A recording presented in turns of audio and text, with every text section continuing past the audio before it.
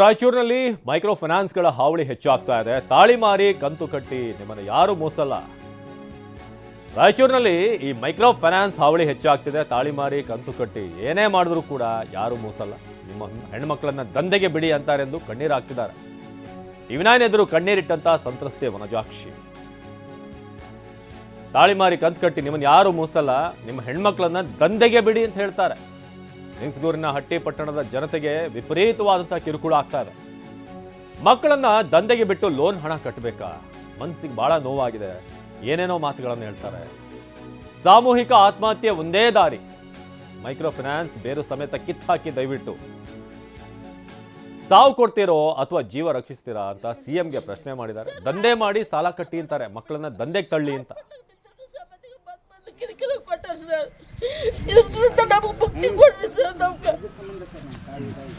ಮಕ್ಕಳಿಗೂ ನಿಂದಾಗೋದಿಲ್ಲ ಸರ್, ನಮಗೂ ಕಿರುಕುಳ ಭಾಳ ಕೊಟ್ಟಾರ ಸರ್. ನಮ್ಗೆ ಇದು ಪೂರ್ತಿ ಬಂದ್ ಮಾಡಿಬಿಟ್ರಿ ಸರ್. ನಮ್ಗೆ ಟೈಮ್ ಬೇಡ, ಏನು ಬೇಡ, ಪೂರ್ತಿ ಬಂದ್ ಮಾಡ್ರಿ. ಮನೆ ಕೆಲಸ ಮಾಡೋಕ್ಕೂ ಬಿಟ್ಟಿಲ್ಲ ಸರ್. ನಮ್ಗೆ ಅಲ್ಲಿ ಬಂದು ಕಿರಿಕಿರಿ ಮಾಡಕತ್ತಾರ ಸರ್. ಕರೆಸಿ ಸಂಘದವ್ರನ್ನ ಕರೆಸಿ ಕಿರಿಕಿರಿ ಕೊಟ್ಟಾರ ಸರ್. ನಮ್ಗೆ ಎಲ್ಲ ಸರ್ ಎಸ್ ಕೇಸು ಮಂಜುನಾಥ್ ಎಲ್ಲ ಗುಂಪಿನವರು ಭಾಳ ಟಾರ್ಚರ್ ಕೊಡಕತ್ತಾರ ಸರ್. ಸರ್ ರಾತ್ರಿ ಎಷ್ಟು ಅಂತಾದ್ರೂ ಮನೆ ಮುಂದೆ ಕುಂತು ಕಿರಿಕಿರಿ ಮಾಡ್ತಾರೆ ಸರ್. ಇದನ್ನು ಬಿಡವಲ್ರಿ ಸರ್. ನಮ್ಗೆ ಸಾಲ ಸ್ವಲ್ಪ ಇದೆ ಸರ್, ಸ್ವಲ್ಪ ಕಟ್ತೀನಿ ಅಂದ್ರೂ ಬಿಡವಲ್ರಿ ಸರ್. ಅದು ಭಾಳ ಕಿರಿಕಿರಿ ಮಾಡ್ತಾರೆ. ದುಡಿಯೋಕೆ ಹೋದಲ್ಲಿ ಬಂದು ಮನೆ ಕೆಲಸ ಮಾಡಲ್ಲೆಲ್ಲ ಕಿರಿಕಿರಿ ಮಾಡ್ತಾರೆ ಸರ್. ಅವ್ರ ಕೆಲಸ ಕೂಡ ಬೇಡ ಅಂತೇಳಿ.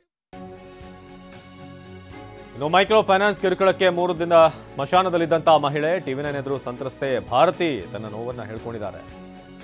ಮಕ್ಕಳಿಗೆ ಬಾಯಿಗೆ ಬಂದಂತೆ ಮಾತನಾಡ್ತಾರೆ. ಮಕ್ಕಳಿಗೆ 2-3 ಕಂತುಗಳು ಬಾಕಿ ಇದ್ರೂ ಕೂಡ ಕಿರುಕುಳ ಏನು ಜಾಸ್ತಿ ಇಲ್ಲ. 2-3 ಕಂತು ಬಾಕಿ ಇದೆ, ಕಷ್ಟ ಆಗಿದೆ, ನಾವು ಕೊಡ್ತೀವಿ ಅಂತ ಹೇಳಿದೀವಿ. ಆದ್ರೂ ಕೂಡ ಬಾಯಿಗೆ ಬಂದ ಹಾಗೆ ಮಾತಾಡ್ತಾರೆ. ಕಿರುಕುಳ ತಾಳಲಾರದೆ 3 ದಿನ ನಾನು ಸುಡುಗಾಡ್ನಲ್ಲಿದ್ದೆ. ನಾನು ಸಾಯ್ಬೇಕು ಅಂತ ನಿರ್ಧಾರ ಮಾಡಿ ಹೋಗಿದ್ದೆ. ಪಕ್ಕದ ಹೊಲದವರು ನನ್ನನ್ನ ರಕ್ಷಣೆ ಮಾಡಿದ್ದಾರೆ ಅಂತ ಹೇಳಿದ್ದಾರೆ.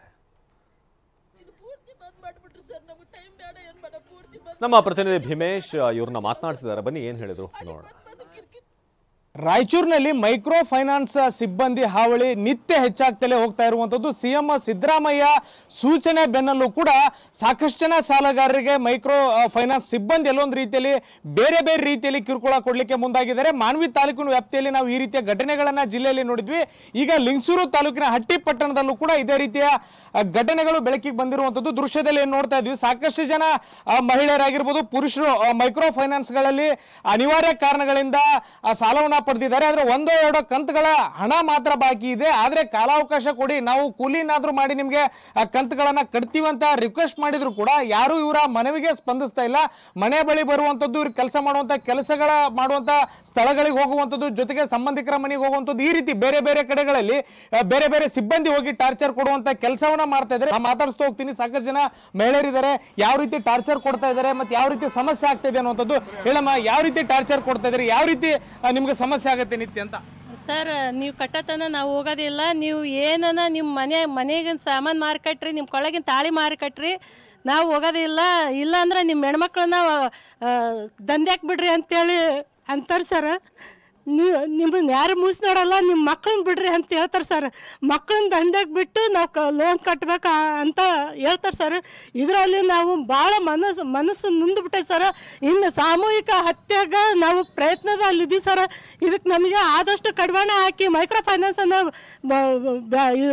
ಫೈನಾನ್ಸನ್ನು ಇದನ್ನು ಬೇರೆ ಸಮೇತ ಕಿತ್ತೋಗೋದು, ನಮಗೆ ಜೀವ ರಕ್ಷಣೆ ಕೊಡಬೇಕಾಗಿ ಅಂತಂದು ಮುಖ್ಯಮಂತ್ರಿಯಲ್ಲಿ ನಾವು ಮನವಿ ಮಾಡ್ಕೊಳ್ತಾ ಇದ್ದೀವಿ ಸರ್. ಮತ್ತೊಬ್ಬರು ಮಹಿಳೆ ಇದ್ದಾರೆ, ಮಾತಾಡ್ತೀನಿ. ಹೇಳಮ್ಮ, ನಿಮ್ಗೆ ಯಾವ ರೀತಿ ಟಾರ್ಚರ್ ಕೊಡ್ತಿದ್ರು? ಇದೇ ಥರ ಟಾರ್ಚರ್ ಕೊಡ್ತಾರೆ ಸರ್. ಕಟ್ಟಿದ್ರು ಬಿಡೋದಿಲ್ಲ, ಮನೆ ಕೆಲಸ ಮಾಡಿ ಕಟ್ಟಕ್ಕೂ ಬಿಡೋದಿಲ್ಲ ಸರ್. ಇದ್ದಲ್ಲಿ ತನ ಅವ್ರು ಕಿರಿಕಿರಿ ತಾಳಾರ್ದ ಮಕ್ಕಳು, ವಯಸ್ಸಿಗೆ ಮಕ್ಕಳು ಮನೆಯಾಗ ಬಿಟ್ರು ಅವ್ರಿಗೆ ಬಾಯಿಗೆ ಬಂದಂಗೆ ಅಸಭ್ಯವಾಗಿ ಮಾತಾಡ್ತಾರೆ ಸರ್.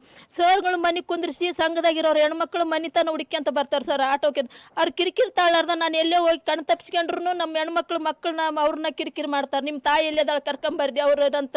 ಅವರು ನನ್ನ ಮಗಳವ್ರು ಕೂಡ ಹಿಂಗೆ ಏನಾನು ಕಿರಿಕಿರಿ ಮಾಡಲ್ಲ, ನಾ ಏನಾನು ಮಾಡ್ಕೊಂತೀನಿ ಅಂದ ಅದಕ್ಕೆ ಕರ್ಕೊಂಡೋಗಿ 3 ದಿವಸ ಸುಡ್ಗಾಡಾಗದೀನಿ ಸರ್. ನನ್ನ ಮಗಳು ಕರ್ಕೊಂಡು ಸಾಯಕ್ಕೆ ಹೋದ್ರೆ ಅಲ್ಲಿ ಹೊಲ್ದವರು ಬದುಕಿಸಿ ಹಿಡ್ಕೊಂಡು ಊಟ ಕೊಟ್ಟು ನನಗೆ ಹೊಲ್ದಾಗ ಇಟ್ಕೊಂಡಾರ ಸರ್. 3 ದಿನ ಸಮಾಧಿತಲ್ಲೇ ಇದೀನಿ ಸರ್ ನಾನು. ಅಷ್ಟಾರು ಅಲ್ಲಿಗೆ ಬಂದು ನನಗೆ ಭಾಳ ಕಿರಿಕಿರಿ ಕೊಟ್ಟಾರ ಸರ್. ಸರ್ಗಳು ಕಿರಿಕಿರಿಕಿನ್ನ ನನ್ನ ಸಂಘದಾಗಿರೋರು ಹೆಣ್ಮಕ್ಳದ್ದು ಭಾಳ ಕಿರಿಕಿರಿ ಆಗಿಬಿಟ್ಟ ಸರ್. ನಾವು ಕಟ್ಟಬೇಕು, ನಾವು ತಗೊಂಡಿವಿ, ನಾವು ಕೊಟ್ಟಿವಲ್ಲ, ಎದಕ್ಕೆ ಕಟ್ಟಾಗಲ್ಲ ಅಂತ ಇವ್ರು ಕಿರಿಕಿರಿ ಮಾಡ್ತಾರೆ, ಸರ್ಗಳು ಕೂಡ ಕಿರಿಕಿರಿ ಮಾಡ್ತಾರೆ ಸರ್. ಬೆಳಗ್ಗೆ ಬಂದ್ರೆ ರಾತ್ರಿ ತಾನು ಎಕ್ಕಡೆ ಹೋಗಕ್ಕೆ ಬಿಡಾಗಲ್ಲ ಸರ್. ನಾವು ಎಲ್ಲೇನು ಹೋಗ್ಬೇಕಂದ್ರೆ ಇಂದ ಅವರು ಸಂಘದವ್ರನ್ನ ಇಂದ SP ಗಳನ್ನ ಇಂದ ಕಳಿಸ್ತಾರೆ ಸರ್. ಹೆಣ್ಮಕ್ಳ ಹೋಗ ಅಮ್ಮ ಎಲ್ಲೆಲ್ಲಿ ಹೋಗಿ ಮಂಜುನಾಥ ಗುಂಪಿನ ಸರ್, ಈಗ ಗ್ರಾಮ ಶಕ್ತಿಯವರು, SKC ಬ್ಯಾಂಕ್ ಅವರು ಎಲ್ಲರೂ ಭಾಳ ಟಾರ್ಚರ್ ಕೊಡಕತ್ತಾರೆ ಸರ್. ಇದು ಸಂತ್ರಸ್ತ ಮಹಿಳೆಯರು ಹೇಳ್ತಾ ಇರುವಂತದ್ದು. ನಿತ್ಯ ಒಂದಲ್ಲ ಒಂದು ರೀತಿಯಲ್ಲಿ ಟಾರ್ಚರ್ ಕೊಡ್ತಾ ಇದ್ದಾರೆ. ಖುದ್ದು CM ಸಿದ್ದರಾಮಯ್ಯ ಅವರೇ ಈ ಬಗ್ಗೆ ಕಟ್ಟುನಿಟ್ಟಿನ ಕ್ರಮ ಕೈಗೊಳ್ತೀನಿ ಅಂತ ಎಚ್ಚರಿಕೆ ಕೊಟ್ಟರೂ ಕೂಡ CM ಅವರು ಬಂದು ಏನು ಅವರ ಸಮ್ಮುಖದಲ್ಲಿ ನೀವೇನು ಸಾಲ ಪಡೆದಿಲ್ಲ, ನೀವು ಕಂತನ್ನ ಕಟ್ಟಲೇಬೇಕು ಅಂತ ಹೇಳಿ ದಬ್ಬಾಳಿಕೆ ಮಾಡ್ತಾ ಇದ್ದಾರೆ. ಕೂಡಲೇ ಇದಕ್ಕೆ ಒಂದು ಕಟ್ಟುನಿಟ್ಟಿನ ಕ್ರಮ ಕೈಗೊಳ್ಳದೇ ಇದ್ರೆ ಆತ್ಮಹತ್ಯೆ ಒಂದೇ ನಮಗೆ ಉಳಿದಿರುವಂತ ದಾರಿ ಅನ್ನುವಂಥ ಅಳಲನ್ನ ಇಲ್ಲಿರುವಂತಹ ಮಹಿಳೆಯರು ತೋಡ್ಕೊತಾ ಇರುವಂತದ್ದು. ಕ್ಯಾಮರಾ ಪರ್ಸನ್ ವಾಸುದೇವ್ ಜೊತೆ ಭೀಮೇಶ್ ಪೂಜಾರಿ, TV9 ರಾಯಚೂರು.